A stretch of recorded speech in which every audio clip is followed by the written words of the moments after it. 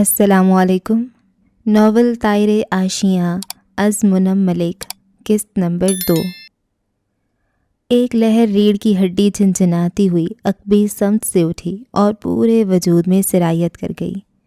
یہ حبس زدہ دنوں میں کم حبس بھرا دن تھا، پورا زرد خزاں کے جوبن جیسا، کچھ سرد سنسناتی لہر جیسا، آزردہ اور پژمردہ۔ اس ایک لہر نے سانس تنگ کر دی تھی، دل گھٹن سے لتھڑے ملبے تلے دب گیا۔ کلاس روم میں ترتیب سے کرسیاں رکھی ہوئی تھیں، کتار در کتار رنگ برنگے بھاری بھرکم بستے جو کرسیوں پر ٹنگے ہوئے تھے اور کچھ بچوں کی پشت سے لپٹے ہوئے تھے۔ کمرے میں موجود ہر بچہ اپنے سامنے ایک سفید ورق سے بنی نوٹ بک پھیلائے بیٹھا تھا اور اس ورق کے ارد گرد مختلف رنگوں کی پینسلیں بکھری تھیں۔ یہ سرگرمی ایک نظر ڈالنے پر گواہی دے رہی تھی کہ یہ ڈرائنگ کی کلاس ہو رہی ہے۔ کچھ بچے پورے دل سے اسکیچنگ کر رہے تھے، کچھ صرف کلر پینسل سے رنگ بھر رہے تھے اور کچھ آڑی ترچھی لکیریں کھینچنے میں مگن۔ اس کے لیے ڈرائنگ کی کلاس بیکار ترین ہوا کرتی تھی، رنگ اس کے لیے فضول ترین شے تھے اور وہ اسکیچنگ میں بالکل کوری تھی، کسی بے ہنر شخص کے جیسی کوری۔ اس کی ناک ناگواری کے سبب چینی گڈوں کی مانند گلابی پڑ رہی تھی۔ وہ گریفائٹ پینسل سست روی سے ورق پر گھسیٹ رہی تھی۔ اس ورق کے اوپر ایک عجیب بے ہنگم سا نقش ابھر رہا تھا۔ گلے! اس نے اپنے سر کے اوپر سے نرم سی آواز سنی تو بھرے بھرے گالوں والا چہرہ اٹھایا۔ مس اسے اپنائیت بھرے تاثرات سے دیکھ رہی تھی۔ مس پٹھان تھیں، جہاں باقی ٹیچرز اسے رانا کہہ کر بلاتے تھے، یہ واحد تھیں جو اسے گلے پکارتیں۔ کام کے وقت بھی، بغیر کسی وجہ کے بھی، حاضری لیتے وقت بھی، نہ رانا نہ گلے رانا، وہ ان کے لیے صرف گلے تھی۔ آپ کیا بنا رہی ہیں؟ وہ مسکرا کر پوچھ رہی تھی۔ گلے رانا نے اپنے مختصر سے تعلیمی سفر میں کبھی ایسا نہیں کیا تھا کہ جو کام کرنے پر اس کا دل مائل نہ ہو، وہ کوئی اسے کروا کر دکھا سکے، پھر چاہے وہ سزا کے طور پر کلاس کے باہر کھڑی کر دی جائے یا پھر کلاس میں دونوں ہاتھ اونچے اٹھا کر۔ لیکن مس پٹھان میں کچھ تھا کہ وہ مارے دل کے ساتھ بھی کام کرنے پر مجبور ہو جاتی تھی، حالانکہ وہ نرم گو سی تھیں، کبھی اسے جھڑکتی نہیں تھیں، نہ ڈانٹتی تھیں، پھر وہ نامعلوم کس چیز کے روب میں آ جاتی تھی۔ یہ میں گلے کے چہرے پر ڈھیروں شرمندگی اتر آئی۔ نامحسوس انداز میں اس نے ورق ڈھانپ لیا کہ مس اس کو دیکھ نہ لیں۔ کوئی بات نہیں، انہوں نے اس کا حوصلہ بڑھانے کے لیے کندھے اچکائے۔ یہ بالکل نارمل ہے، اگر آپ کو اس میں دلچسپی نہیں ہے، یہ صرف ایک ایکٹیویٹی ہے۔ انہوں نے مسکراہٹ چھپاتی ہوئی کیوٹ سی بچی کو تسلی دی اور اس کی حرکت کو یوں نظر انداز کیا گویا دیکھا نہ ہو۔ دکھاؤ کیا ڈرا کیا ہے؟ وہ توجہ سے اس کا اسکیچ دیکھنے لگی۔ گلے غیر آرام دہ سی ہوئی تھی، دونوں ہاتھ آپس میں پیوست کیے نظریں نیچے گاڑے بیٹھی رہی۔ ارے واہ، یہ تو آپ نے کسی کا وجود بنانے کی کوشش کی ہے، کیا یہ کسی کارٹون کا کریکٹر ہے؟ صفحے پر بنا سیاہ وجود غیر مبہم سا تھا، نوکدار کھڑے بال، غیر ضروری لمبے ہاتھ، عجیب سے ہونٹ اور ہیبت ناک آنکھیں۔ دانتوں کی ساخت بھی غیر معمولی تھی۔ وہ فقط اس کا دل رکھنے کی غرض سے پوچھ رہی تھیں۔ نو، یہ… بچی کے منہ سے بے ساختہ انکار نکلا، جیسے سختی سے جھٹلایا ہو۔ پھر ایک دم وہ چپ ہو گئی، ہاتھ مسلتی ہوئی، جیسے پسو پیش کا شکار ہو، شش و پنج میں مبتلا۔ اسے کیا ضرورت ہے مس پٹھان کو وضاحت دینے کی؟ مس آگے کیوں نہیں بڑھ جاتی؟ بولو گلے۔ مس آگے نہیں بڑھیں، وہ فرصت سے کھڑی دریافت کرنے کے موڈ میں تھیں۔ جانتی تھیں کہ وہ انتہائی ضدی بچہ تھی، ایسے بچوں کے لیے تحمل اور وقت درکار ہوتا ہے۔ اسے بہلانے کا گر صرف انہیں ہی آتا تھا۔ یہ بابا ہیں، میں نے اپنے بابا کو بنایا ہے۔ اس کی بات پر وہ ساکت سی ہو گئیں۔ ان کا دماغ فوراً سے یہ بات جذب نہیں کر پایا تھا۔ انہیں لگا تھا کہ وہ یہ ہنر نہیں رکھتی تھی، اس لیے کچھ عجیب ڈراؤنا بنا دیا تھا۔ آپ کے بابا ایسے ہیں؟ انہوں نے بے یقینی سے پہلے پیپر پہ بنے اسکیچ کو دیکھا، پھر گلے رانا کو۔ گلے رانا نے بھرے گالوں والا چہرہ اوپر اٹھایا اور مس کی آنکھوں میں دیکھا۔ اس کی پلکیں بے حد گھنی تھیں اور آنکھیں شفاف۔ آنکھوں کا رنگ نمایاں ہوتا تو وہ نیلا تھا، مگر اس وقت وہ مزید گہرا ہو کر کسی اور رنگ میں ڈھل رہا تھا۔ مجھے وہ ایسے ہی نظر آتے ہیں۔ ایک اور بار اس نے مس کو لاجواب کر دیا تھا۔ انہیں لگا کچھ بھی بولنے کو باقی نہیں رہا۔ کچھ رہا تو فقط گلے کی آنکھوں کا رنگ۔ نفرت کا اگر کوئی رنگ ہوتا تو وہ گلے رانا کی آنکھوں میں سمایا ہوتا، اور اس وقت اگر کوئی رنگ تھا تو وہ یہی گہرا نیلا، زہر سا، آگ سی نفرت سا، زہریلا، کیونکہ نفرت کا زہر بچپن کو مسخ کر دیتا ہے۔ نازک کانچ کے گلاسوں میں انڈیلے سفید بادام اور جامنی فالسے کے مشروبات پر تیرتی برف کی کاشیں ادھ گھلی ہوئی تھیں۔ درمیان میں موجود میز پر کانچ کا جگ رکھا ہوا تھا جس پر پانی کے ننھے ننھے قطرے بہہ رہے تھے۔ کمرے کی فضا میں معنی خیز خاموشی تھی، ایک تناؤ زدہ سی خاموشی۔ پیشانیوں پر شکن کی دراڑیں تھیں، چہرے پر ناخوشی کا واضح پیغام۔ وہاں موجود ایک نفوس بھی ایسا نہیں تھا جو غیر آرام دہ نہ ہو۔ کمرے میں جاگتا پرسکون ٹھنڈا کا احساس بھی کسی کے اندر کا غم بجھانے میں ناکام ٹھہرا ہوا تھا۔ غضب خدا کا، 10ویں بار سے زیادہ بولا گیا یہ فقرہ پھر دہرایا گیا تھا۔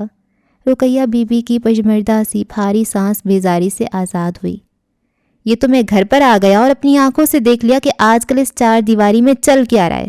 اگر ذرا دیر کر دی ہوتی تو تمہیں پھر موقع مل جاتا خود پر ملمہ کاری کرنے کا، اور میری بے خبری اسی طرح برقرار رہتی۔ ہاتھ میں پکڑے گلاس سے ایک ذائقے دار مشروب کا گھونٹ پھیرتے ہوئے اس شخصیت نے یوں منہ بنایا جیسے مشروب میں کڑواہٹ گھلی ہوئی ہو۔ یہ کڑواہٹ دراصل ان کے حلق میں گھلی تھی جس پر مٹھاس اثر نہ دکھا سکی۔ یہ رقیہ بی بی کے جیٹ تھے، روب و دبدبے والے، آواز کی ستوت سے دل لرز جاتے تھے۔ ان کے دونوں پہلوؤں میں بیٹھے بیٹے خاموشی اختیار کیے ہوئے تھے، یہ بھی ان کے روب کا حصہ تھا۔ کیا چل رہا ہے اس چار دیواری کے اندر؟ رقیہ بی بی نے بڑی ہمت کر کے پوچھا۔ وہ ان کی ذہنیت سے بخوبی واقف تھیں، ان سب کی سوچ و ذہنیت سے۔ وہ بھی اسی علاقے سے اٹھ کر شہر آئی تھیں، ان کی جڑیں بھی تو وہی تھی۔ ان کے دماغ پتھر سے تھے اور سوچیں عمروں سے پڑی پتھروں پر لکیر۔ نہ پتھر ہل سکتے تھے، نہ سوچیں مٹ سکتی تھیں۔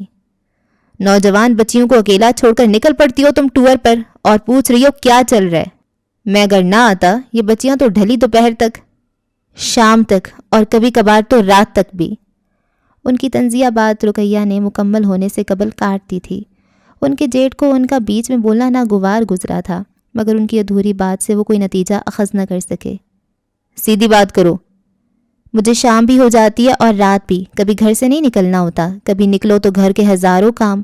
آپ تو آج آ گئے ہیں، یہ بچیاں تو روز میرے گھر سے نکلنے پر تنہا ہی رہتی ہیں، تب ان کا دھیان کون کرتا ہوگا؟ شکر کے کلمات بس ایک روز کے لیے کافی ہوتے ہیں کیا؟ وہ نرمی سے بول رہی تھیں، ان کی رنگت گوندھے آٹے جیسی سفید تھی، چہرے پر ملاحت تھی، ایک عجیب سی ملائمت۔ وہ کرخت لہجے میں نہیں بول سکتی تھیں۔ ٹھٹائی کی حد! وہ بری طرح سے سلگ اٹھے اور اپنی جگہ پر تلملا اٹھے۔ اور تم یہ بات ہماری آنکھوں میں دیکھ کر رہی ہو؟ دیدوں کا پانی سارا کا سارا مر گیا تمہارا۔ میں جھکے سر کے ساتھ کیوں بات کروں؟ آپ میرے گھر میں بیٹھے ہیں، میں ہاتھ پھیلانے نہیں آئی آپ کے پاس، نہ میں شرمندہ ہوں آپ سے۔ وہ جانتی تھیں ان کی باتیں ان کے جیٹ کے غیظ و غضب میں اضافے کا سبب بنتی جائیں گی، مگر بات کھل کر کرنی ضروری تھی، آج ہی ختم کرنی ضروری تھی۔ بہت خوب، گویا الٹا چور کوتوال کو ڈانٹے، ایک تو چوری اوپر سے سینہ زوری۔ آپ کے بے سبب محاورے میری سمجھ سے باہر ہیں، آپ نے بیٹھک ہی جمانی ہے تو میں ظہر۔ رقیہ، ہماری گھر کی عورتیں۔ نہیں بھائی صاحب، انہوں نے ان کی بات سرے سے کاٹ دی۔ مجھے آپ نے کبھی گھر کی عورت سمجھا نہیں، اور آپ کے گھر کی عورتیں میرا مقابلہ نہیں کر سکتی۔ ان کی آواز میں پہلی بار حرارت پیدا ہوئی تھی، شاید وہ آواز کب کپائی ہو، یہ پسپائی نہیں تھی، کسی جذبے کی شدت تھی۔ کمرے سے چند قدم دور کچن میں کھڑی ان دو لڑکیوں کے دل ایک ساتھ دھڑکے تھے، وجود کانپے تھے۔ آپی، زویا روحانسی سی ہو کر کومل کے پہلو سے آ لگی۔ کچن میں شدید گرمی تھی، پسینہ پاؤں تک بہہ آیا تھا، مگر دھیان گرمی پر نہیں تھا، اپنی ماں پر تھا۔ وہ بہادر تھیں، مگر ان کی جان اٹکی رہتی تھی۔ چپ، کومل نے اس کا بازو سہلایا۔ وہ بہنوں میں سب سے بڑی تھی، ماں کی بات دھیان سے سننا چاہتی تھی۔ آپ کے گھر کی عورتیں جب سو رہی ہوتی ہیں میں جاگتی ہوں، آپ کے گھر کی عورتیں جب بند کمروں میں بیٹھی ہوتی ہیں میں تپتی دھوپ میں روزی کر رہی ہوتی ہوں، جب بستروں پر بیٹھ کر وہ ادھر ادھر کی باتیں کرتی ہوں گی میں تب لمبی لائنوں میں لگ کر بجلی اور گیس کے بل ادا کر رہی ہوتی ہوں۔ وہ جب سودا سلف اور اخراجات کے لیے اپنے گھر کے مردوں کو دیکھتی ہوں گی، میں تب اس جوڑ توڑ میں الجھی ہوتی ہوں کہ میری بچیاں کسی ضرورت کے لیے ماں کی طرف تو نہیں دیکھ رہیں۔ ان کے بولنے کے ساتھ ہی آواز بدتریج اونچی ہوتی چلی تھی۔ وہ پیٹھ پیچھے اپنے بارے میں بہت کچھ سنتی آئی تھیں، رزق سے لے کر کردار تک پر اٹھتے سوال، وہ تو فقط آواز ہی بلند کر رہی تھیں۔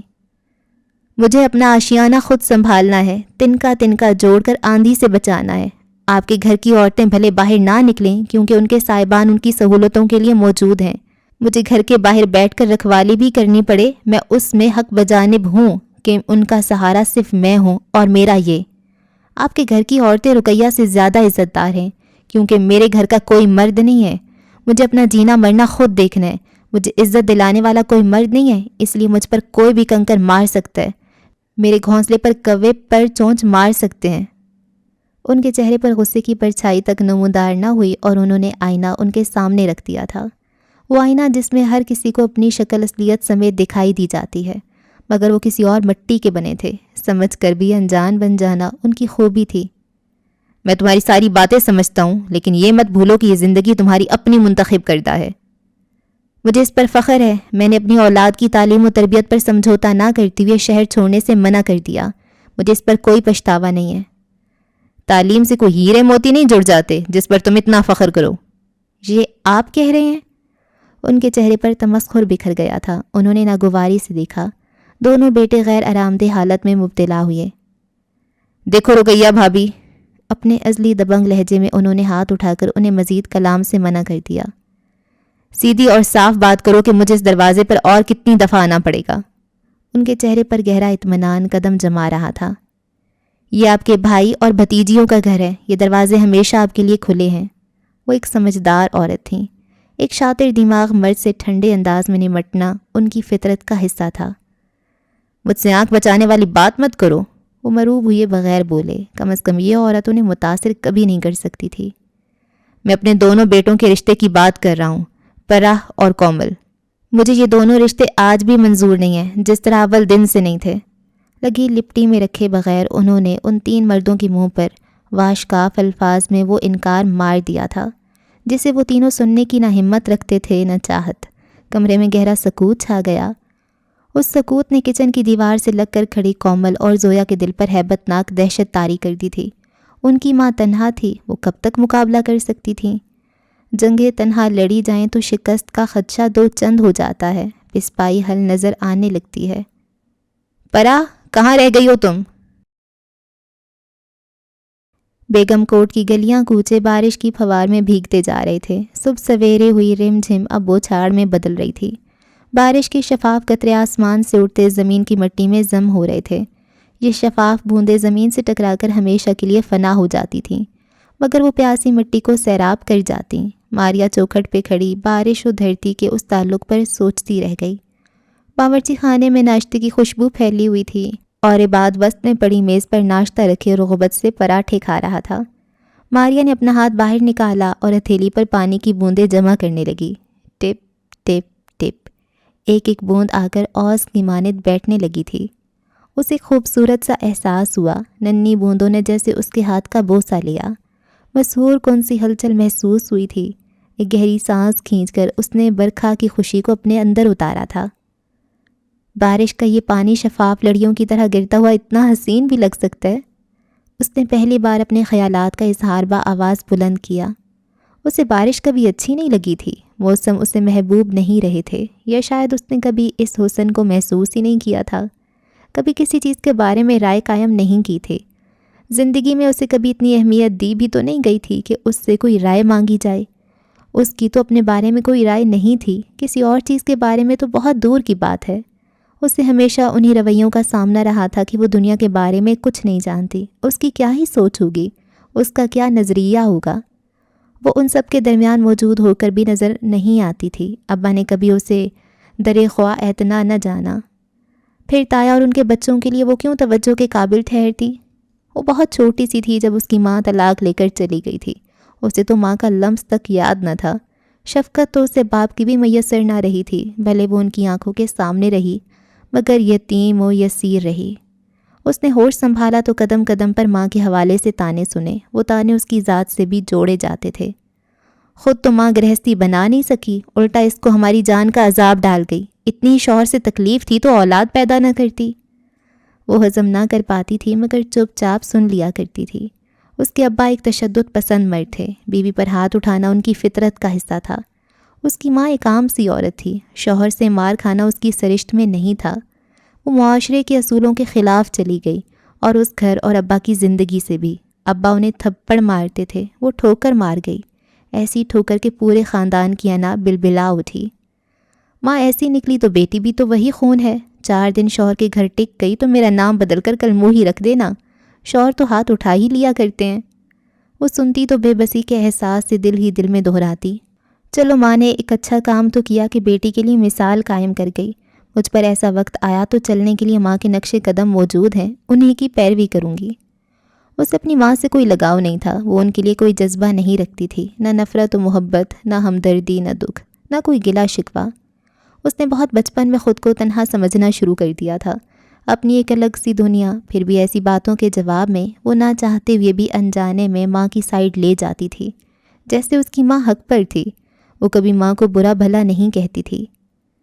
تمہاری بھی کیا زندگی ہے ماریا، اس کی کزنز محظوظ ہوتی تھیں۔ کیسی ہے میری زندگی؟ پرسوچ انداز میں پوچھتی۔ تمہارے ابا کو تمہاری فکر نہیں، کپڑے تم ہمارے پہنتی ہو، کھاتی پیتی ہمارے گھر سے ہو، سارا بوجھ ہمارے اباؤں نے اٹھا رکھا ہے، تم تو مقروض ہو جاتی ہوگی نا؟ چسکے دار انداز ہوتا تھا۔ ماریا باری باری سب کو دیکھتی تھی اور مشترکہ جواب دیتی تھی۔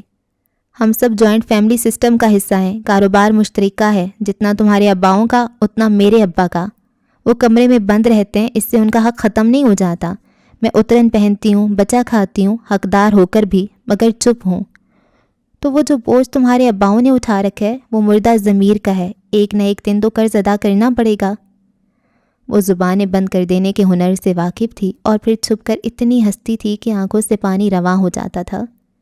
اف، اس قدر منہ توڑ جواب! وہ کمزور نہ تھی، کم از کم وہ جواب تو دے سکتی تھی، اور انہیں سنا کر جو ان کی شکلیں دیکھنے والی ہوتی تھیں، اف، لطف امیز! تمہاری ماں بھلی عورت تھی، کہا کرتی تھی کہ جو مارتا ہے وہ محبت نہیں کر سکتا۔ انسان اگر آپ کو مار رہا ہے اس کا مطلب وہ آپ کی پرواہ نہیں کرتا، اور محبت تو نام ہی پرواہ کا ہے، احساس کا ہے۔ پپو نے پہلی بار اسے اس کی ماں کے متعلق کچھ بتایا تھا۔ وہ پہلی بار کسی سے ماں کے بارے میں کچھ مثبت بات سن رہی تھی۔ ماریا خود کبھی نہیں کریدتی تھی، بس خاموشی سے سن لیتی تھی۔ کتنا روتی تھی وہ، بار بار آتی تھی تمہیں دیکھنے، لیکن تمہارے ابا ضد میں آ گئے، خود بھی تمہیں پیار نہ دے سکے اور ماں کی ممتا سے بھی محروم کر دیا۔ وہ تاسف میں ڈوب گئی تھی۔ ماریا کچھ نہ بولی، بس وہ اپنے ہاتھوں کو دیکھتی رہی۔ شاید اس لیے پھپھو کے دل میں اس کے لیے خاص نرم گوشہ تھا، اپنے بھائی کی زیادتیوں سے واقف بھی تھیں اور اس کا احساس بھی رکھتی تھیں۔ ماریا بس دیکھتی رہی۔ وہ بہت گہری تھی، لوگوں کی رائے تھی کہ نا سمجھ ہے اس لیے زیادہ کچھ نہیں بولتی، حالانکہ جو کم بولتے ہیں وہ اپنے اندر کچھ چھپائے پھرتے ہیں، اس کی طرف کسی کا دھیان نہیں جاتا۔ ابا کا مسئلہ فقط وہی سمجھتی تھی، ابا کا غرور ٹوٹ گیا تھا۔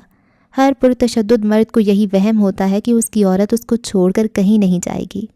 پہلی بار وہ اس کا ہاتھ نہیں روکتی تو اس کا گمان پختہ ہو جاتا ہے، پھر جس پل وہ عورت اس کو دھتکار دے اس پل اس مرد کی ساری مردانگی وہیں دھری کی دھری رہ جاتی ہے۔ ابا کی بھی مردانگی منہ چھپائے کسی کونے میں جا سوئی تھی جب ماں نے خلا کا مطالبہ کر دیا۔ انہوں نے دوبارہ کسی چیز میں دلچسپی لینا چھوڑ دیا تھا، جیسے وہ ان کی ساری طاقت نچوڑ کر لے گئی ہوں۔ بے یقینی اندھا خلا ہے، اور یہ خلا انسان کو آدھی موت دکھاتا ہے۔ برکھا کی بھی ایک خوشبو ہوتی ہے جو میں نے آج تک کبھی محسوس نہیں کی۔ تمام احساسات شاید تحفظ سے مشروط ہوتے ہیں۔ وہ کسی بچے کی طرح خوش ہو گئی تھی، اسے پہلی بار کوئی جگہ گھر لگ رہی تھی اور انسان بہت اپنے، اسے مضبوط تحفظ میسر آ گیا تھا۔ یہ کس نے کہا آپ سے؟ عباد نے ایک ابرو اٹھا کر سوالیہ نگاہوں سے چہکتی ماریا کو دیکھا۔ میں نے خود سوچا ہے۔ اوہو، آپ سوچ بھی لیتی ہیں، اب ہمیں ترقی کرنے سے کوئی نہیں روک سکتا۔ عباد نے نوالا چبا کر فوراً ہنسی چھپانے کو چائے کا کپ لبوں سے لگا لیا۔ ماریا گھورنے والے انداز میں دیکھنے لگی۔ میرا مذاق اڑانے سے پہلے ان پراٹھوں کا سوچ لو کہ یہ میں نے ہی بنا کر دیے، کیا تم چاہتے ہو یہ آخری بار ہو؟ ماریا، عباد نے مصنوعی حیرت سے پکارا، آنکھیں پھیل گئیں۔ ممی، اس نے آواز دی۔ آپ کی ہونے والی بہو نے 2 نوالے کیا کھلا دیے، پہلے ہی دن گنوا رہی ہیں۔ اس نے سچ مجھ ایک لمبی تان لگائی تھی۔ عباد، ماریا بکھلا کر چلائی۔ اس کا ہاتھ تیزی سے بیلن پر گیا تھا۔ کیا بیچارہ اکلوتا دیور گھریلو تشدد کا شکار؟ اس کی آنکھوں میں صدمہ ابھرا، غمگین صورت، البتہ زبان فراٹے سے بریکنگ نیوز نشر سنا رہی تھی۔ اف! مارے شرمندگی کے ماریا کے کانوں کی لوئیں سرخ پڑ گئیں۔ وہ پل بھر میں پیلی پھٹک پڑ گئی۔ ارے ارے! عباد کا چلتا منہ رک گیا۔ کیا ہوا؟ ابھی سے ہار مان لی؟ یعنی بڑی کچی کھلاڑی ہیں آپ اس میدان کی۔ مجال ہے جو اس پر ذرا برابر اثر ہوا ہو بے شرموں کی طرح کہے لگا رہا تھا۔ پھپھو کو بیچ میں لانے کی کیا ضرورت ہے؟ خفت سے اس کی آواز بے دم تھی۔ انہوں نے سن لیا تو کیا سوچیں گی؟ 2 تھپڑ لگائیں گی مجھے، آپ تو چہیتی ہیں ان کی۔ وہ مزے سے چائے کی چسکیاں لینے لگا۔ ایک طرف آپ، دوسری طرف اسد بھائی، دونوں سے اتنی محبت کرتی ہیں کہ آپ کو گھر ہی لے آئیں، یعنی بڑا بیٹا منگیتر کو گھر میں چلتا پھرتا دیکھے اور خوشی سے نہال ہو، بھتیجی دل ہی دل میں سپنے سجائے، اور ایک میں، مجھے تو سیڑھیوں سے اٹھایا تھا۔ وہ برستی بارش میں اداس بیٹھی بلبل بن گیا، جیسے ماریا کی خوش نصیبی پر آہیں بھر رہا ہو۔ ماریا کھل کر کیا ہنستی، وہ تو گلنار ہو گئی تھی۔ گھر کا چھوٹا بیٹا ہی ہمیشہ زیر عتاب رہتا ہے۔ وہ دکھی نظر آنے کی کوشش کر رہا تھا کہ اس کی نظر ماریا پر گئی جو سابقہ حالت میں تھی۔ زیادہ شرمائیے مت، میرے سامنے مشرقی لڑکی بننے کی خاص ضرورت نہیں ہے، دل کھول کر کچھ بھی بول دیجئے، آخر اس گھر میں ہم ہی ہیں جن سے آپ کا دوہرا رشتہ ہے، دیور کبھی اور نند کبھی۔ مسخرہ پن اس پر ختم تھا۔ ماریا کی ہنسی چھوٹ گئی۔ یہ تو ڈھنگ سے مشرقی لڑکی کا کردار بھی نہ نبھانے دیتا تھا۔ میں تمہاری طرح بے شرم نہیں ہوں عباد، ہر بات بولنے والی نہیں ہوتی۔ اسے یاد آیا کہ وہ اس سے بڑی ہے، ڈانٹ کر روب جھاڑ سکتی ہے۔ میری طرح آپ کو دکھ بھی تو لاحق نہیں۔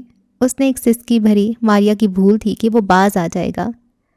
کاش ممی نے میرا بھی کچھ سوچا ہوتا، راتوں رات 1-2 شیزہ بوتل کی جن کی طرح حاضر کرتی اور کہتی عباد جب تک تعلیم مکمل کرتا ہے یہ یہیں رہے گی۔ ہم بھی بے باک نظروں سے اسے تکا کرتے۔ ماریا کو بڑے زور سے ہنسی آئی، مگر بمشکل روکتے ہوئے اس نے آنکھیں نکال کر پوچھا، مجھے بوتل کا جن کہہ رہے ہو؟ عباد حقیقتاً اسے ایک دوست کی طرح مل گیا تھا۔ یہ تو اسد آ کر بتائے گا۔ اس نے میں نے خیز نظروں میں اسے تولا۔ ہر ہفتے کو وہ گھر آتے ہیں، عین ممکن ہے کہ اب کی بار وہ ہاسٹل جانے سے ہی انکار کر دیں۔ عباد کی شوخیاں بڑھتی جا رہی تھیں۔ اب یہ بات کہکا لگانے کی نہیں تھی کہ وہ ابھی اس سے اتنی بھی بے تکلف نہیں ہوئی تھی۔ پاؤں پٹختی ہوئی وہ بارش برستے صحن میں ننگے پاؤں بھاگتی گئی۔ عباد کے کہے نے اس کا پیچھا کیا تھا۔ ارے اپنا ناشتہ تو بنا لو۔ صحن کے وسط میں وہ رک گئی۔ پھپھو کے کمرے سے باتوں کی آوازیں آ رہی تھیں۔ اس نے بارش میں رک کر سنا کہ بوندوں کے ساز میں اس کے دل کی دھک دھک ہر سرگم پر بھاری ہو رہی تھی۔ فقط 1 دن کے فاصلے پر اسد کی آمد متوقع تھی۔ محض گنتی کے کچھ گھنٹوں بعد وہ اسے دیکھنے والا تھا، اور اسے تو اسد کے نئے نقش بھی یاد نہ تھے۔ شکل، صورت، کوئی عادت، ادا، کوئی حوالہ، کچھ اس کے ذہن میں نہ ابھرتا تھا۔ کیا وہ واقعی کسی انجان شخص کی چاہت بن سکتی تھی؟ اس نے ایک دم دونوں ہاتھ بارش میں پھیلا دیے اور چہرہ آسمان کی سمت اونچا کر دیا۔ بارش کی خوشبو ایک دم تیز، بہت تیز ہو گئی تھی۔ سورج تعاقب میں تھا۔ وہ آسمان کے دالان پھلانگتا، روشن دریچوں سے جھانکتا تیزی سے ان کے ہمراہ سفر کر رہا تھا۔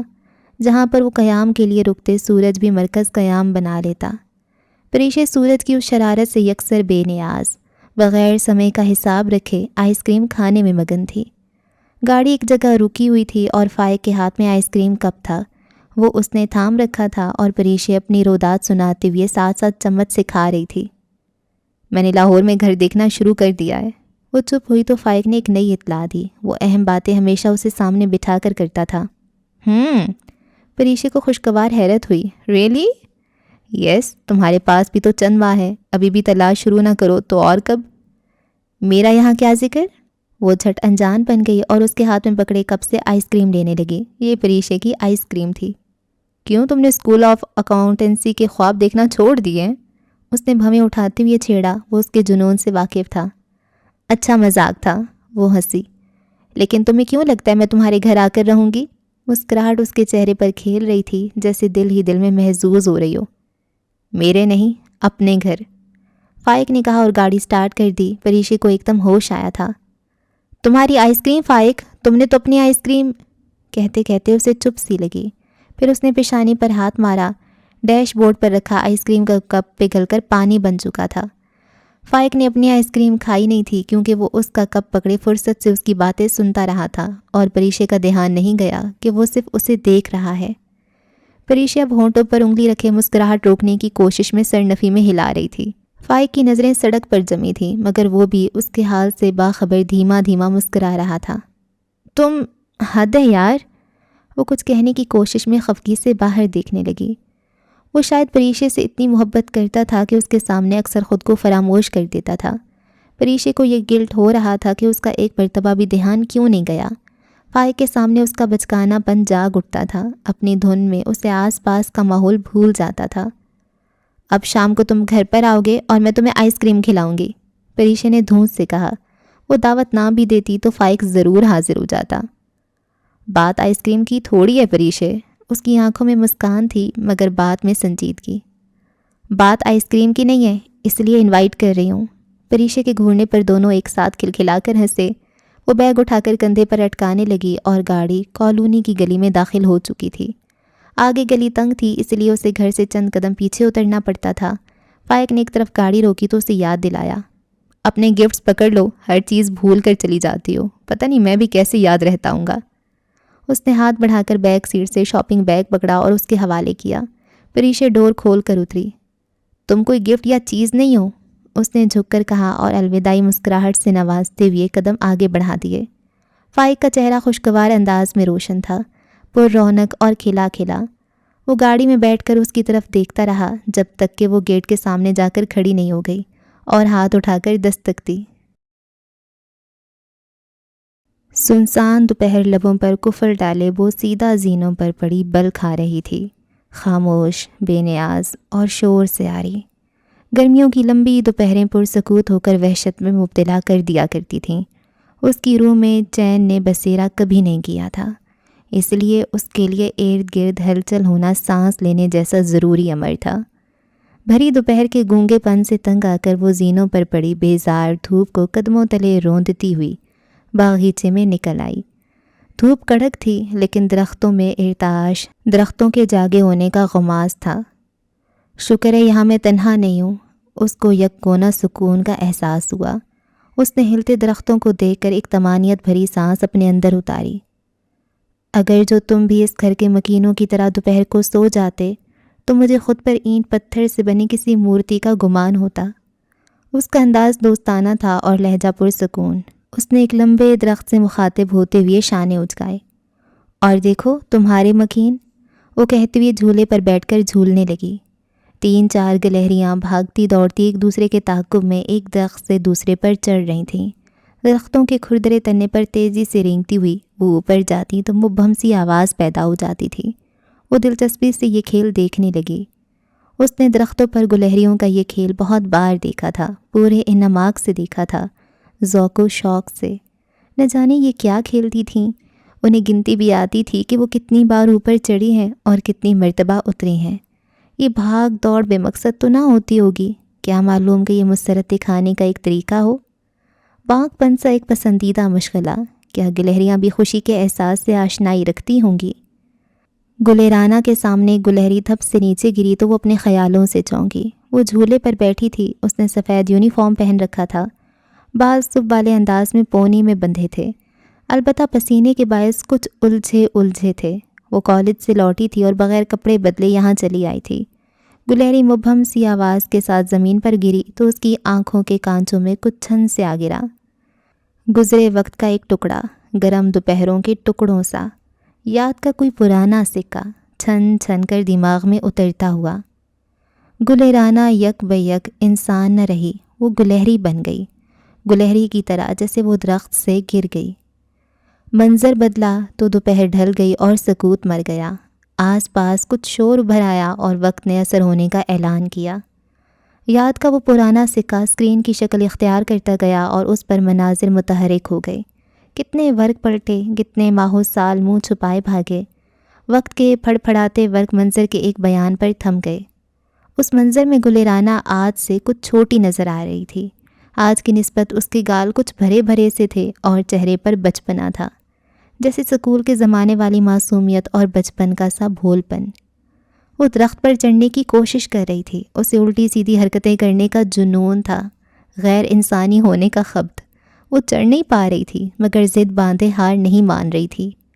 ایک بار اس کا پاؤں چھل گیا مگر وہ باز نہیں آئی۔ گلہریاں ایک فراٹے سے اس کے آس پاس سے درخت عبور کر رہی تھیں، جیسے انہیں اس کی پرواہ نہیں۔ مسلسل کوشش کے باوجود وہ چند قدم اوپر چڑھنے میں کامیاب ہو گئی، اور جب وہ درخت کی مرکزی شاخ پکڑ کر اپنا پاؤں اس کے انگ میں پھنسا لیتی، اسی وقت توازن برقرار نہ رہا اور پاؤں پھسل گیا۔ وہ گلہری کی طرح دھپ سے زمین بوس ہو گئی۔ گلہری کے منہ سے آہ نہیں نکلتی تھی مگر اس کے منہ سے نکل گئی۔ اسے کوہنی پر چوٹ آئی تھی۔ چہرے پر تکلیف دہ تاثرات لیے وہ زمین پر زور ڈالتی اٹھ کر سیدھی ہوئی تو جس جگہ وہ گری تھی وہاں گلہری پڑی تھی۔ اس کے نیچے آ کر وہ مر چکی تھی۔ گلرانا کو تعصف نے گھیر لیا۔ اس کا منہ 2 بوندے خون سے سرخ ہو رہا تھا۔ اسے شدید کراہیت کا احساس ہوا تھا۔ نہ جانے کیسے وہ اس کے نیچے آ گئی تھی۔ وہ مردہ گلہری کو گھورتی رہی۔ اسے تم نے مارا ہے؟ جس طرح وہ اس کے قریب کھڑی تھی اور اسے ٹکٹکی باندھے دیکھ رہی تھی، سوال پوچھنے والا یہی اخذ کر سکتا تھا، اور اس نے بلا تردد یہی اخذ کیا۔ گلرانا گھبرا کر پلٹی۔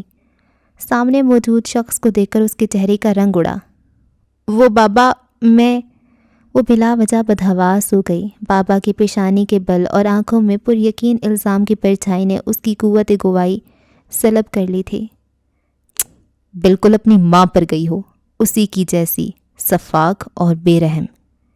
ان کے ملامتی لہجے اور خفا آنکھوں نے گلرانا کو سفید کر دیا تھا، بے رنگ، سرد اور جھاگ سا سفید۔ یاد کے سکے سے منظر سمیٹ لیا گیا تھا۔ گلہریاں بھاگ رہی تھیں مگر جھولے پر بیٹھی وہ لڑکی ساکت تھی۔ جھولا سانس کی مانند رکا ہوا، جیسے اس سے ہلنے کی قوت ضبط کر لی گئی ہو۔ سفید کپڑوں میں ملبوس اس کا چہرہ بھی نمک سا سفید ہو رہا تھا، جیسے قدیم زمانوں سے اس پتھر و اینٹوں کے محل میں بھٹکنے والے کوئی خوفناک بدرو، بے حرکت جھولے کا بھٹکتا آسیب، بے رحم اور سفاک۔ سپیدہ سحر افق کی نیلگوں صورت پر حاوی نہ ہو پایا تھا، اور فجر کی نرم ساعتوں میں باد نسیم سکون و فسوں بکھیر رہی تھی۔ آروب کے اس کچے گھر میں زندگی بیدار ہو چکی تھی۔ نانا ابو اور ناشو ماں، سرگی ویلے جاگی ناشو ماں اس سمے تک اپنے آدھے کام نپٹا چکی ہوتی تھیں۔ ناشو ماں جو اکرما سے پہلے اماں عائشہ تھیں اور پھر آشو ماں، لیکن اکرما کے منہ سے نکلے اس لقب کے بعد ان کی ہر پہچان اسی خطاب میں سمٹ گئی۔ وہ اکرما کے ساتھ پوری بستی کی ناشو ماں تھیں۔ وہ ڈھلتی عمر کی جھریوں بھرے چہرے والی نرم دل عورت تھیں کہ جن کا چہرہ وقت کی دھول میں سانولا گیا تھا، مگر اکرما کے لیے وہ چہرہ باماندے مہتاب تھا کہ جس پر بوسے لیے بغیر اس کی روح کی تسکین ممکن نہ تھی۔ اکرما پر یہ محبت الہام ہوئی تھی، کسی وحی کی صورت، مقدس صحیفے پر درج احکام کے جیسی، کہ جس پر لبیک کہنا فرض ہے اور عمر بھر فرض ہے۔ ناشو ماں کائنات تھی اور اکرما پر محیط تھی۔ اکرما دنیا تھا اور ناشو ماں پر ختم تھا، ختم شد اور اختتام پذیر۔ کچی مٹی سے بنا یہ گھر 2 کمروں پر مبنی تھا جو ہر برس لپائی مانگتا تھا۔ تیسرا کمرہ جانوروں کا تھا۔ 4 دیواری میں ناشو ماں کے ہاتھ سے بنا مٹی کا چولہا اور تندور تھا، اور بہت سارے بقائن، شیریں، ٹاہلی کے درخت تھے، اور ایک نلکا تھا، اور باقی میٹھی رسیلی کھجوروں کی دراز قد و قامت پیڑ۔ اس گھر میں چیزیں نہ ہونے کے برابر تھیں جو عائشہ بی بی کے ہاتھ سے بنائی نہ گئی ہوں، اگائی نہ گئی ہوں۔ اکرما کے بعد انہیں بکریوں سے محبت تھی اور وہ ان کے صحن میں 4 ٹہلتی پھرتی تھیں۔ انہیں سفید گائے عزیز تھی کیونکہ اس کا گرم دودھ اکرما کے لیے صحت افزا تھا۔ اس گھر کو قائم کرنے میں انہوں نے مٹی کا ایک ذرہ سینچا تھا، تو سرگی ویلے جاگی ناشو ماں کا صحن پرندوں کے سریلے گیتوں سے بھر جاتا تھا۔ جب سپیدہ سحر ابھی افق کے نیلگوں وجود کو ڈھانپ نہ پایا ہوتا، ان کے درختوں کے پرندے اپنی بولیوں سے ارد گرد کی ٹولیوں کو بھی یہیں پر سمیٹ لاتے۔ صحن میں بچھی چارپائی پر نرم و رنگین تکیے پر سر رکھے گہری نیند میں گم اکرما۔ ناشو ماں جان بوجھ کر چارپائی کے آس پاس پھرتے ہوئے جوتے سے آواز پیدا کرنے کی کوشش کرتیں۔ دودھ کی بالٹی رکھتیں، نلکا چلاتیں اور دہی بھری، کڑوی، ہر چیز سے ہلکی سی آواز پیدا ہوتی۔ یہ آواز ایک ساز ہوتا تھا، مانو ایک الارم، اکرما کو وقت بتانے کا، اسے جگانے کا، اشارہ دینے کا۔ اور جب وہ مٹکی میں دہی ڈال کر مدھانی میں رسی ڈالتیں اور لسی بنانے کے لیے مدھانی کے گرد رسی آپس میں کھینچتیں تو مدھانی مٹکی میں گھومتی تھی اور اس سے آتی کھب کھب کی آواز اکرما کی آنکھ کھولنے میں آخری مدد ثابت ہوتی۔ وہ مندی مندی سی آنکھیں کھولتا تو اس کے سرہانے والے پائے کے ساتھ لسی بناتی ناشو ماں کے لبوں پر ایک مٹھاس بھری مسکراہٹ نمودار ہوتی تھی۔ اکرما، میرا شونا کاکا، ہو گئی پوری نیند پتر، چل شاباش، قاعدہ پڑھنے کا وقت ہے۔ ان کے لاڈ بھرے انداز میں پکارنے پر اکرما اٹھ کر بیٹھ جاتا اور بار بار آنکھیں مسلتا۔ نیچے اتر کر جوتے پہنو، شاباش میرا بچہ۔ وہ حکم ماننے والا انداز میں پاؤں نیچے لٹکاتا اور ناشو ماں کے ہاتھ رکھی جوتی میں ترتیب سے دونوں پاؤں اڑس لیتا۔ سب سے پہلے اچھے سے کلی کر لو 3 دفعہ۔ اکرما نلکے سے 3 بار کلی کرتا تھا۔ منہ نہ دھونا، میں آ کر دھلواتی ہوں۔ ناشو ماں کی ساتھ ساتھ جاری ہدایات، اکرما کے فرما برداری الامان، نہ ایک حرکت آگے نہ ایک حرکت کم، گویا مکمل تربیت یافتہ بچہ تھا۔ ناشو ماں کو اس کی صفائی کا خبر تھا۔ وہ اتنا صاف ستھرا اور مزاج دار بچہ تھا کہ لوگ دل میں اس عورت کو نفاست کی داد دیے بغیر رہ نہ پاتے تھے۔ کبھی اکرما جلد بازی میں بغیر جوتا پہنے زمین پر پاؤں دھرتا تو ناشو ماں کے سنسر نظریں جیسے مسترد ہو جاتی۔ ہائے کاکا، جوتا پہن، دیکھ لے کیسے پاؤں گندے ہو گئے ہیں، یہ کیا بری عادت ہے جوتے کے بغیر گھومنے کی؟ میں نے کتنی دفعہ کہا ہے کہ مٹی پر ننگے پاؤں چلنا بہت بری بات ہوتی ہے، تیرے پر مٹی اچھی نہیں لگتی۔ حالانکہ وہ خود ننگے پاؤں چلتی تھیں، اکرما نے انہیں گھر میں جوتے پہنے بہت کم دیکھا تھا، صرف اس وقت جب وہ گھاس کاٹنے گھر سے نکلتیں، لیکن اکرما کا جوتے اتارنا ممنوع تھا۔ تم اللہ بچایا کو جانتے ہو نا؟ چچا اللہ بچایا؟ اکرما فوراً عزت سے نام لیتا۔ وہ جیسے اس ادا پر نہال ہو جاتی، باغ بہار ہو جاتی۔ اس کے پاؤں بہت ٹیڑھے ہیں، جانتے ہو نا؟ اس کی ماں بچپن میں بہت ٹوکتی تھی کہ جوتے پہن لو، مگر وہ سنتا کہاں تھا؟ ننگے پاؤں گھوم گھوم کر اس کی انگلیاں ٹیڑھی ہو گئیں۔ میرے اکرما کے پاؤں کتنے پیارے ہیں، کیا تم چاہتے ہو یہ نازک سے پاؤں ٹیڑھے ہو جائیں؟ غور سے ان کی بات سنتے اکرما کا سر فوراً نفی میں ہلنے لگتا۔ اس نے کبھی یہ سوال نہیں کیا تھا کہ وہ جوتے نہیں پہنتی تو ان کے پاؤں ٹیڑھے کیوں نہیں ہیں، وہ صرف ان کی بات پر یقین کر لیتا تھا۔ اکرما کو ان پر حرف حرف یقین تھا۔ اسے پلٹ کر ناشو ماں سے سوال کرنے کی عادت نہیں تھی۔ ناشو ماں ہر صبح اس کا منہ دھلواتی، پھر اسے صاف ستھرے کپڑے پہناتی، اندر سے کنگھا لے کر آتی اور نرم بالوں میں پھیرتی، سرما سے اس کی دونوں آنکھیں بھر دیتی۔ تمہیں پتہ ہے اس سے تمہاری بینائی تیز ہوگی، اور آنکھ اتنی موٹی موٹی کہ ایک دم شیر جیسی۔ اسے شیر کچھ خاص پسند نہیں تھا، نہ وہ چاہتا تھا کہ اس کی آنکھیں شیر کی طرح یہ پھٹ کر اتنی بڑی ہو جائیں۔ وہ سرمے کے فائدے گنواتی تھیں جن میں اکرما کا دلچسپی نہیں تھی۔ اس کا منہ بن جاتا تھا جب سلائیاں بھر بھر کر آنکھوں میں پھیری جاتی تھیں اور اسے آنکھوں میں سرما چپتا رہتا تھا۔ وہ تیار ہو کر بیٹھ جاتا تو ناشو ماں رات کی بچی تندوری روٹی کے ٹکڑے پر تازہ مکھن کا لیپ لگا کر اسے دیتی اور وہ رول بنا کر کترنے لگتا تھا۔ صبح کی یہ غذا اسے لذیذ لگتی تھی۔ سلام ناشو ماں۔ مہوش جب بھی آ کر انہیں سلام کرتی وہ ہمیشہ اکرما کو اسی طرح تیار بیٹھا دیکھتی تھی۔ مہوش بستی کی لڑکی تھی اور وہ ناشو ماں کی درخواست پر ہر صبح اکرما کو لینے آتی تھی، کیونکہ مہوش بھی اسی مسجد میں قرآن سیکھ رہی تھی جس میں اکرما قاعدہ پڑھنے جاتا تھا۔ آؤ میری دھی، کچھ کھاؤ گی مہارش؟ انہیں مہوش کو کہنا نہیں آتا تھا سو وہ مہارش بن گئی تھی۔ نہیں اماں، اتنی صبح کچھ نہیں۔ مہوش انگلی پکڑ کر اسے اپنے ساتھ مسجد لے جاتی اور 7 بجے واپس گھر پہنچا کر اپنی راہ لیتی تھی۔ ناشو ماں اس کی ممنون ہو جاتی۔ تم بھی میری بیٹی ہو جیسے اکرما بیٹا ہے۔ اب بیٹا اکرما کے اسکول جانے کا وقت ہوتا تھا۔ سورج دھیرے دھیرے چڑھتا ہوا پورے درختوں پر چھا جاتا تھا اور ان کی شاخوں اور گھنے پتوں میں گھسنے کی کوشش کرتا۔ وہ اکرما کو یونیفارم پہناتی، کنگھا کرتی، تبت کریم لگاتی، دیسی گھی میں بنی چوری کا ٹفن اس کے ہمراہ کرتی، پینسلیں اور قلم تراش کے، تمام کتابیں ایک ترتیب سے اور کاپیاں پوری گن کے، تختی پر سیدھی لائنیں لگا کر اسے دیتی کہ اسکول میں ہر روز تختی لکھوانا ضروری امر تھا۔ باہر سے کچھ مت کھانا پتر، بھوک لگے تو چوری کھانا، کوئی کچھ دے تو مت لینا، اور کھانے کے بعد اچھی طرح کلی کر لینا۔ ہاں مجھے یاد ہے، اور چھٹی ہوتے ہی سیدھا گھر آنا، سب یاد ہے۔ وہ ان کے منہ سے نکلنے والی بات اچک لیتا اور زور و شور سے رٹو طوطے کی طرح دہراتا۔ ناشو ماں ایک کہکا لگاتی تھی، شاباش، کلی نہ کی تو دانت کو کیڑا کھا جائے گا، اور میرے دانت ایسے گر جائیں گے جیسے آپ کے۔ ایک اور کہکا برآمد ہوتا۔ ناشو ماں کے منہ میں گنتی کے چند دانت باقی تھے۔ میں تو جیسی بھی نظر آؤں پر میرا پتر شہزادہ نظر آنا چاہیے۔ بار بار آگے پیچھے سے بلا وجہ اس کے کپڑے جھاڑتی۔ ناشو کا کھلونا، میرا شیر پتر، چٹا چٹ اس کے دونوں گال چومتی۔ اکرما کو سمجھ نہ آتا کہ وہ اسے شیر کیوں کہا کرتی تھی، حالانکہ وہ خاصا دبلا پتلا تھا۔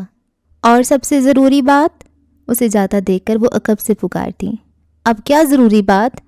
ناشو کا لاڈلا چھوٹے چھوٹے ہاتھ اٹھا کر ہلاتا۔ سڑک دونوں طرف دیکھ کر پار کرنا۔ اماں، اور بس جب وہ اماں کہتا اور اس کے کندھے تن جاتے تو انداز ایسا ہوتا تھا کہ بس اب حد ہو گئی ہے۔ سالوں سے سنی جاتی باتیں بھی کوئی بھول سکتا ہے، وہ بھی اکرما جیسا کوئی، اور باتیں بھی ناشو کی، وہ جو اسے حرف حرف ازبر تھیں، سبق کی طرح یاد تھیں، لیکن وہ ماں تھیں اور وہ غافل نہیں ہو سکتی تھیں۔ وہ اسے بچہ سمجھ کر بار بار باتیں ذہن نشین کرواتی تھیں۔ اسکول گاؤں کی دوسری طرف پڑتا تھا۔ اولین برس وہ بستی کے سرکاری اسکول پڑھتا تھا۔ تیسری جماعت میں اس کا داخلہ پرائیویٹ اسکول میں کروایا گیا تھا، جو کہ گاؤں کا ہی حصہ تھا، مگر درمیان میں سڑک آ جاتی تھی۔ اکرما کیا سمجھتا کہ ان کے دل پر کیا بیتتی تھی جب انہیں خیال آتا کہ ان کے کاکے نے دن میں 2 مرتبہ سڑک بھی عبور کرنی ہے۔ ناشو کا بس نہ چلتا کہ وہ خود سڑک بن جائیں اور اکرما ان پر سے گزرتا ہوا اسکول چلا جائے۔ جب تک وہ واپس لوٹ نہ آتا تھا، ان کی نگاہیں دروازے پر اٹکی رہتی تھیں اور سانسیں سولی پر۔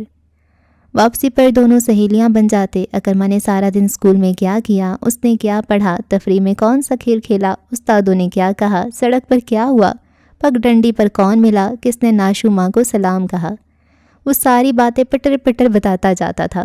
ناشو دلچسپی سے اسے سنتی رہیں اور اس کی سیاہی سے تختی پر لکھے لفظ دھوتی جاتی۔ سب سے پہلا کام وہ اگلے دن کے لیے تختی پر نئی مٹی کا لیپ لگا کر اسے سکھانے کا کرتی تھیں کہ دھوپ چلی نہ جائے۔ آپ کو پتہ ہے آج میں نے لالچی کتا پڑھا؟ لالچی کتا؟ ناشو رک کر پوچھتی۔ یہ کیسا سبق ہوا؟ ہوتا ہے نا، اب تو بہت آسان لگتا ہے۔ تمہاری کتابوں میں کتوں کا کیا کام ہے کرما؟ پریشان ہو جاتی کہ کہیں کچھ غلط تو نہیں پڑھایا جا رہا۔ یہ کہانی ہے اماں، لالچی کتے کے منہ میں گوشت کا ٹکڑا ہوتا ہے، وہ ندی سے گزرتا ہے تو ٹکڑا اس کے منہ سے گر جاتا ہے۔ اتنی مشکل باتیں پڑھنا تجھے آتی ہیں پتر؟ وہ حیران پریشان ہو جاتی، سرگرداں۔ ان کا کرما اتنا قابل تھا، اس قدر ذہین، اتنا فتین۔ ہاں تم بتاؤ کیوں گر جاتا ہے؟ مجھ نمانی کو کیا معلوم، وہ سرائیکی میں کہہ کر ہنس دیتی۔ پھر بھی سوچ کر تو دیکھو، اکرما ضد پر اتر آتا۔ ناشو سے ایسی پہیلیاں بجھوانا اس کا پسندیدہ مشغلہ تھا۔ وہ اس کا جھنجھلایا انداز دیکھ کر دوبارہ ہنس پڑتی۔ پڑھنے تم جاتے ہو، امتحان میرا لیتے ہو، تم ہی بتا دو، وہ ہار ماننے والے انداز میں کہہ دیتی تھی۔ یہ اتنی عام سی بات ہے، آپ کو تو دنیا جہان کا پتہ ہے، بس میری بات کا جواب نہیں دینا۔ ارے میرے جگر کے گوشے، میں صدقے۔ نہیں بس اپنا کام کرو، تم سر کھا رہا ہوں نا تمہارا۔ اکرما کا منہ پھول جاتا، وہ سمجھتا کہ وہ جان چھڑا رہی ہیں، تو بس پھر آنکھیں خفا، چہرے پر تناؤ، لبوں پر کفل۔ وہ ایک گہرا سانس بھر کر رہ جاتی تھیں۔ انہیں اس وقت شدید بے بسی کا احساس ہوتا تھا۔ وہ اکرما کو کیسے سمجھاتی کہ اس کی ناشو ان پڑھ تھی۔ یہ ایک پرائیویٹ کالج کی عمارت تھی جو موسم، ماحول، جدت اور درس کی تمام تر سہولیات سے مزین تھی۔ گزشتہ دن ہاف بک ٹیسٹ کا رزلٹ آؤٹ ہوا تھا، اس لیے آج کا دن نسبتاً سہل اور فراغت بھرا تھا۔ لڑکیوں کے آگے بائیولوجی کی کتاب کھلی پڑی تھی، جس پر جا بجا نشانات نظر آ رہے تھے اور اطراف میں چھوٹے چھوٹے فقرے لکھے ہوئے تھے۔ جہاں باقی سب باتوں میں مشغول تھے، وہیں ایک کرسی پر بیٹھی لاتعلقی سے اپنے ناخن کھرچ رہی تھی۔ اس کے آگے بھی بائیولوجی کی ٹیکسٹ بک رکھی تھی، لیکن وہ بند تھی۔ ایسے میں کلاس انچارج ایک دم دروازہ کھول کر اندر داخل ہوئی تو سارے میں پلک جھپکتے خاموشی چھا گئی، یوں جیسے حکا عالم طاری ہو گیا ہو، کامل سکوت۔ انہوں نے ایک طائرانہ نگاہ سب پر دوڑائی تو اس پر آ کر نظریں ٹھہر گئی تھیں، چہرے کے تاثرات بدلے۔ گلے رانا، ان کی آواز میں ہی اتنا تیکھا پن تھا کہ نہ چاہتے ہوئے بھی وہ اپنی نشست سے کھڑی ہو گئی۔ یس میم، آپ کو پتہ تھا نا کہ کل تمام اسٹوڈنٹس کے والدین کو بلایا گیا تھا کہ وہ کالج وزٹ کریں اور بچے کے مارکس رپورٹ حاصل کریں، اور یہ اتنا ضروری تھا کہ اس کے بغیر کسی اسٹوڈنٹ کو اس کا رزلٹ نہیں دیا جائے گا۔ آپ کے علم میں یہ بات تھی؟ جی میم، اس نے دھیمی سی آواز میں جواب دیا۔ باقی تمام لڑکیاں ٹکر ٹکر میم اور گلے رانا کی شکل دیکھ رہی تھیں۔ میں نے آپ کو خاص طور پر تاکید کی تھی کہ آپ نے اپنے پیرنٹس کو ضرور لے کر آنا ہے، کیونکہ آپ آج تک 1000 بہانے گھڑ کر بچتی آئی ہیں، اس لیے آپ نے کل بھی وہی کیا۔ آپ کے لیے اس ادارے کے رول فالو کرنا غیر ضروری ہے یا ایک ٹیچر کی کہی بات؟ سوری میم، دراصل وہ لمحے بھر کو ٹھہری، میم کے چہرے کے بدلتے رنگ ملاحظہ کیے اور بہت کچھ اپنے اندر اتارا۔ میرے والدین بہت بزی رہتے ہیں، یقیناً انہیں یاد نہیں رہا ہوگا، ورنہ آپ کی کہی بات میرے لیے بہت اہمیت رکھتی ہے۔ اچھا۔ ان کے چہرے پر طنز بکھرا، آج کم از کم وہ اس کی باتوں میں آنے کے موڈ میں نہیں تھی۔ میں نے آپ کے گھر کال کی تھی، اور آپ بتا سکتی ہیں میں نے کس سے بات کی ہوگی؟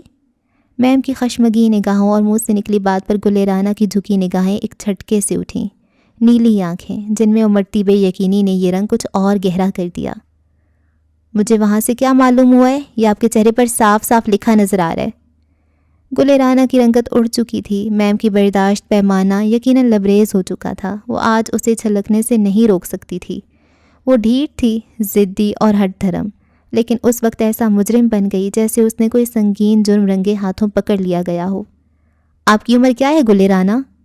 انہوں نے دوسرا سوال پوچھا۔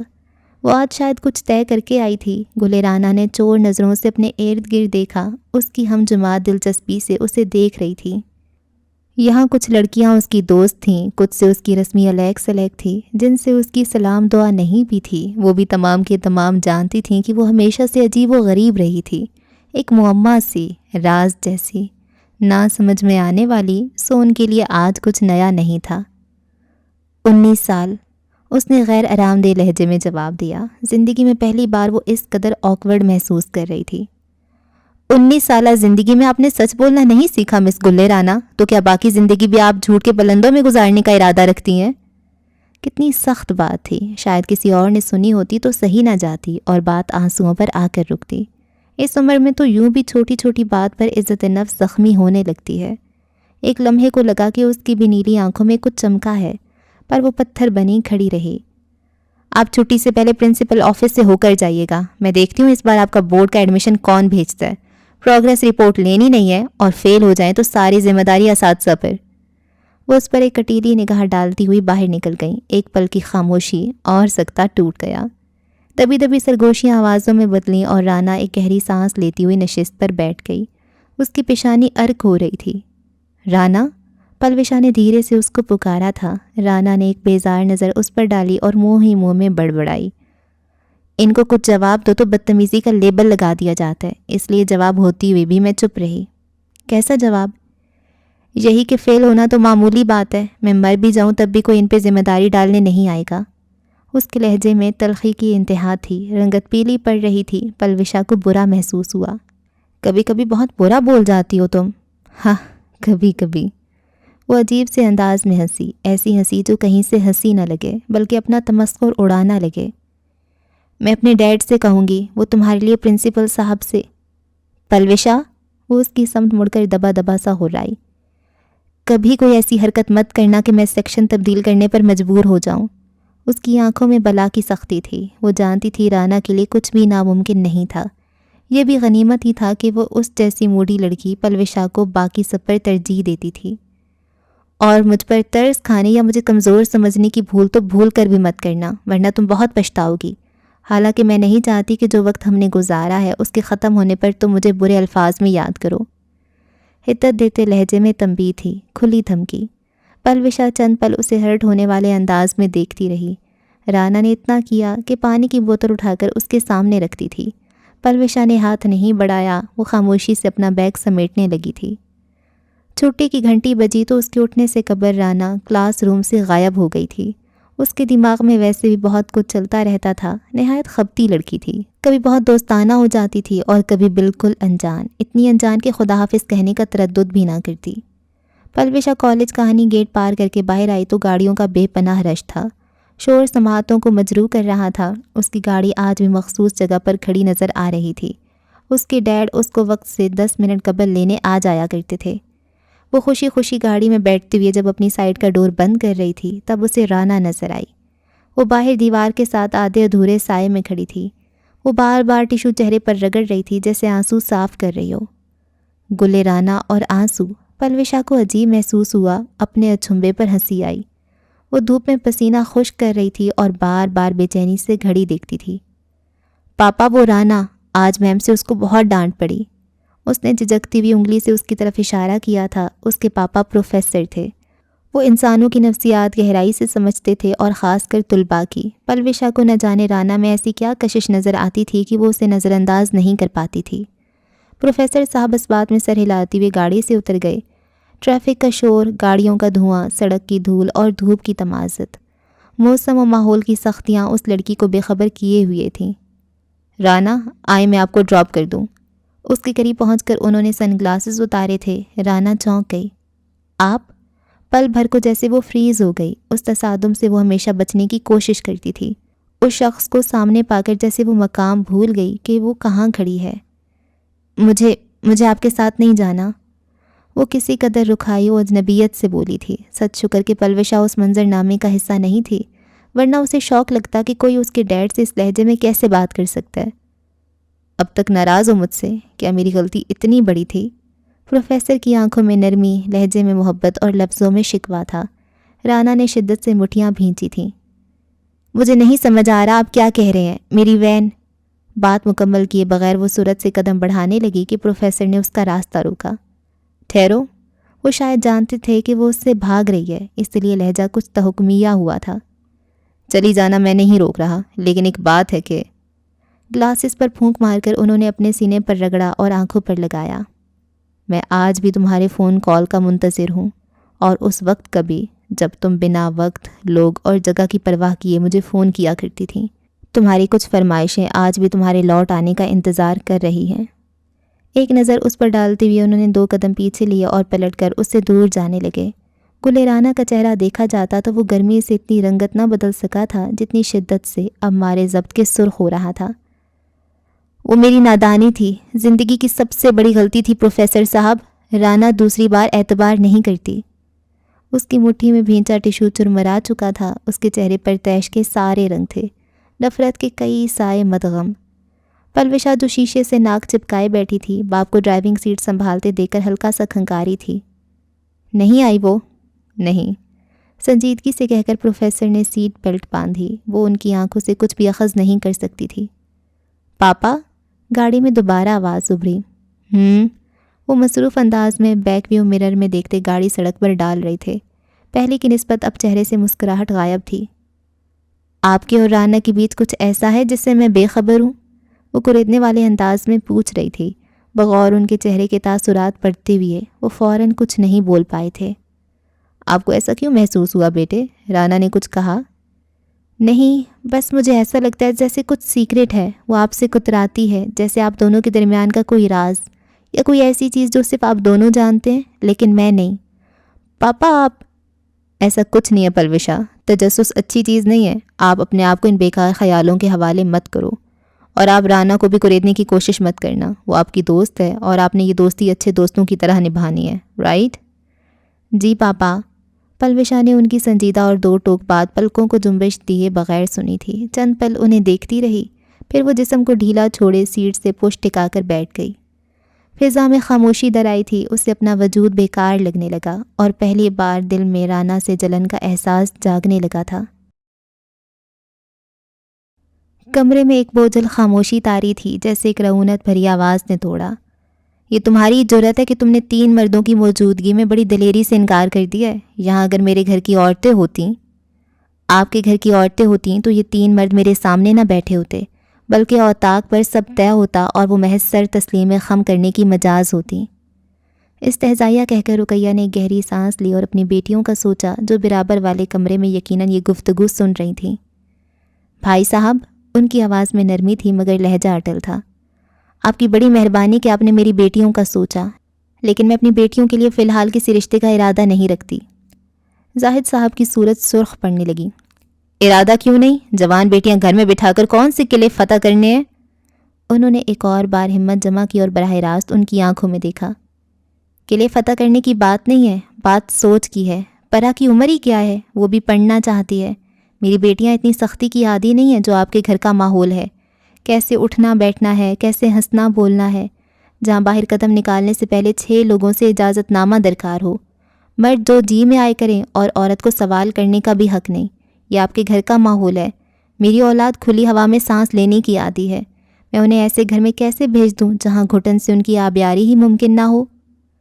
انہوں نے تفصیلی جواب میں اپنے انکار کی ہر وجہ بیان کر دی تھی، مگر مقابل نے وہ ایک ہنکارا بھر کر اڑا دی۔ تو کیا ہمارے گھر میں زندہ انسان نہیں رہتے؟ انہوں نے زندگیاں نہیں گزار لیں؟ زندگیاں گزار لیں کیونکہ اس کے علاوہ ان کے پاس کوئی چارہ نہیں تھا۔ میں اپنی بیٹیوں کے آگے دیواریں کیوں کھڑی کروں؟ زاہد صاحب کا بڑا بیٹا جو ناپسندیدگی سے سن رہا تھا تضحیک سے مسکرایا۔ چچی جان، آپ ہمیشہ کتابی باتیں کرتی ہیں، آپ کو خبر نہیں کہ زیادہ پڑھ لکھ کر لڑکیاں بس ہاتھ سے نکل جاتی ہیں۔ ہمارے ہاں بھلے تعلیم نہیں مگر پردہ اور حیا ہی سب کچھ ہے۔ رقیہ کے چہرے پر ایک تلخ مسکراہٹ در آئی۔ بیٹا، میری بچیوں کو پردے کی حرمت کا پاس بھی ہے اور حیا کا احساس بھی۔ حیا انسانوں میں ہوتی ہے، قید خانوں میں نہیں۔ میں نے ان بچیوں کو صرف ڈگریاں نہیں دیں، انہیں عزت نفس اور شعور دیا ہے، وہ میں اب کیسے ان کے ذہنوں سے نکال دوں؟ زاہد صاحب غیظ و غضب کا شکار ہونے لگے۔ کوئی ان کے سامنے آواز بلند کرے وہ ہاتھ اٹھانے سے دریغ نہیں کیا کرتے تھے، اور اگر ان کی ضبط کی حد ختم ہو جاتی تو وہ بھابھی کا بھی لحاظ نہ کرتے۔ حالانکہ وہ سوچ کر آئے تھے کہ اس بار ٹھنڈے دماغ سے نیا پار لگا کر لوٹیں گے۔ تو گویا تمہارا مطلب ہے کہ میرے بیٹے تمہاری لاڈلیوں کے قابل نہیں ہیں؟ سچ تو یہی ہے، وہ رسانیت اور دلیری سے گویا ہوئیں۔ رشتے برابری کے ہوتے ہیں، اور برابری صرف پیسوں کی نہیں، ذہنی سطح کی بھی ہوتی ہے۔ میں اپنی بیٹیوں کے پر نہیں کاٹ سکتی، صرف اس لیے کہ وہ آپ کے بیٹوں کے ساتھ چل سکے۔ معذرت، یہ رشتہ میں لوٹا رہی ہوں۔ تو کون بیائے گا تمہاری بیٹیوں کو؟ یہ پرا پر جو گھمنڈ ہے نا تمہیں، مت بھولو کہ تمہارا بیٹا نہیں ہے وہ، بہو بیاہ کر نہیں لاؤ گی اس کے لیے۔ وہ تیر سے غراتے ہوئے اپنی جگہ سے اٹھے تھے۔ رقیہ بھی اپنی جگہ سے کھڑی ہو گئیں۔ ایک لمحے کو جیسے ان کے وجود پر کپ کپی تاری ہوئی تھی، اور اسی لمحے دروازے پر دستک ہوئی۔ الفاظ دستک کے شور میں دب گئی، ایک جانی پہچانی دستک، ساتھ نوید سی جو اٹکی سانسیں بحال کر دے۔ زویا نے بھاگ کر دروازہ کھولا تھا۔ دروازے پر کھڑے وجود نے چوکھٹ پر قدم دھرا۔ 2.5 مرلہ کے اس گھر کا 5واں فرد، رقیہ بی بی کی پرا، اس گھر کا بیٹا، پریشے مراد۔ پریشے نے دوسرا قدم اٹھانے سے قبل آنکھیں سکیڑ کر زویا کی طرف دیکھا، گویا پہلی نظر میں اس کی پریشان صورت کو بھانپنا چاہا۔ پراپی، اندر تایا بو امی پر برس رہے ہیں۔ اس کا چڑیا جتنا دل تھا، اس کی ماں اونچی آواز میں بات نہیں کرتی تھی، گرجتے لہجے میں سن کر اس کا دل لرز رہا تھا تو یہ فطری تھا۔ پریشے نے ایک نظر اس پر ڈالی اور اپنا بیگ اس کے کندھے پر اٹکایا۔ اسے کچھ کہنے کی ضرورت پیش نہیں آئی تھی کہ اس کے وجود سے ہی اس کی بہنوں کو ڈھارس مل جاتی تھی۔ میں نے سوچا تھا کہ میرے بھائی کی بچیاں ہیں، اپنے خون میں رشتہ ہو جائے تو محفوظ رہیں گی، مگر یہاں پر تم ہو کے… السلام علیکم تایا ابو۔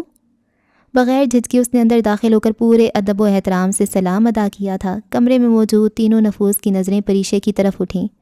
ناگواری کی ایک لہر تھی جو ان مردوں کی آنکھوں میں یکلخت در آئی تھی، جسے چھپانے کی کسی نے بھی کوشش نہیں کی تھی۔ پریشے کا اتنے سنجیدہ موضوع پر ان کے بیٹوں کے سامنے اندر آ جانا کسی خوشی کا باعث تو ہو نہیں سکتا تھا۔ آپ کچھ کہہ رہے تھے تایا ابو؟ میں آپ کی بات کے بیچ میں مخل ہوئی۔ پرا، تم جاؤ، میں بات کر رہی ہوں۔ رقیہ نے ہاتھ اٹھا کر اسے منع کیا۔ نہیں امی، تایا ابو کا خون ہوں، انہیں اپنے خون سے بات کرنے دیں۔ اس کا لہجہ کسی قسم کی لچک سے آری تھا، نگاہوں میں اعتماد اور کھڑی گردن بے خوفی کا غماز تھی۔ چہرے پر کئی تاثرات تحریر تھے، اٹل، مضبوط، فیصلہ کن۔ کیونکہ اس شادی سے تو مجھے انکار ہے، یہ نئی رشتہ داری بھی مجھے ہی قبول نہیں ہے۔ اوکے جی، تو اس سیکنڈ ایپیسوڈ کو یہاں پہ ختم کرتے ہیں، اور کچھ کریکٹرز کے کنیکشن بن رہے ہیں۔ پریشے، وہ جو بندی ہے، وہ جو کالج میں ہوتی ہے اور جس کا کزن ہوتا ہے نا، لائق ہے نا، تو یہ پریشے ہے۔ اچھا، یہ اس کی مدر ہے۔ اچھا، اور یہ اس نے بننا ہے نا، چارٹرڈ اکاؤنٹنٹ بننا ہے۔ اوکے، یہ فیملی تو مجھے بڑے مزے کی لگ رہی ہے۔ اور اچھا، گلے رانا کی بھی کالج لائف اور اسکول لائف تھوڑی دکھا رہے ہیں کہ اس کا بڑا بچپن تلخ گزرا ہے۔ تو مین کریکٹرز یہی ہوں گے۔ ایک گلے رانا جو کہ شروع میں دکھائی گئی تھی، جو کہ پکچر دیکھ رہی ہوتی ہے، اور اس کی بابا جو پروفیسر ہیں اس کی فرینڈ کے، شاید وہ کوئی سائیکیٹرسٹ ہوں اور وہ ان کو اپنا مسئلہ بتا رہی ہو، ایسا کچھ۔ اچھا، ایک گلے رانا ہوگی، ایک ہوگی یہ پریشے پرا، اور ایک ماریا جو کہ وہ آئی ہے اپنی پھپھو کے گھر آئی ہے، اور ایک لائق بھی ہوگا اس میں، اور ایک وہ بھی ہوگا، وہ بچہ اکرما ہے نا وہ گرین آنکھوں والا۔ اور بلو آئز کس کی تھی؟ گلے رانا کی ہے نا، ہاں۔ اور یہ کریکٹرز ہوں گے، اور یہ شاید بڑے ہوں گے، یا پھر ان میں سے کوئی کریکٹر پاسٹ کا ہوگا، کوئی کسی کی اماں ابا بھی ہو سکتا ہے، کچھ بھی ہو سکتا ہے. تو ابھی تو ہم صرف سیکنڈ ایپیسوڈ پہ ہیں. تو آہستہ آہستہ کہانی آگے بڑھ رہی ہے، سب کے ہلکے ہلکے پاسٹ کی جھلک دکھائی جا رہی ہے، اور پھر ان کی بڑے پن کی جھلک ہوئے گی، ہے نا؟ تو جی ٹھیک ہے، اگلی ایپیسوڈ میں ہوتی ہے ملاقات. رکھیں دعاؤں میں یاد. اللہ حافظ.